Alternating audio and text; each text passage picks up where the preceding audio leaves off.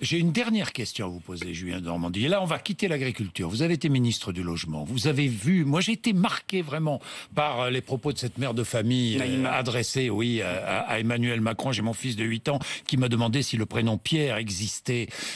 Ça vous a marqué, vous aussi, évidemment. Alors, j'ai une question toute simple. Qui détient la solution pour permettre à Pierre et Mohamed de vivre ensemble? Qui? Raisonner en père ou en mère de famille.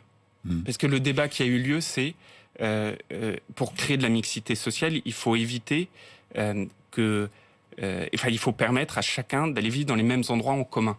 Et donc ça renvoie notamment à toutes ces politiques de logements sociaux qui ont été profondément rénovées. On a beaucoup investi. D'ailleurs, il y a des critiques dessus en disant est-il nécessaire Enfin, aujourd'hui, Pierre et Mohamed ne vivent pas dans le même quartier. Exactement. Et donc, de moins en moins. Au-delà de l'approche du logement, la vraie question, c'est de raisonner en père de mère et mère de famille.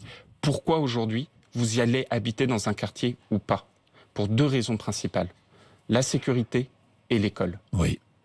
La sécurité et l'école. Et donc, quand on dit on met le paquet sur la sécurité et l'école, tout simplement parce que si vous êtes parent et que vous voulez aller vivre dans un endroit, ce sont les 2 premières choses que vous regardez.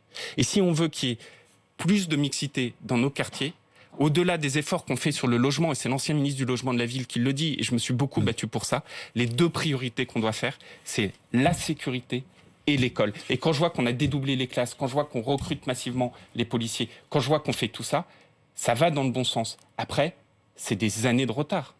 Et c'est ces 2 axes-là qui seront les garants de cette mixité.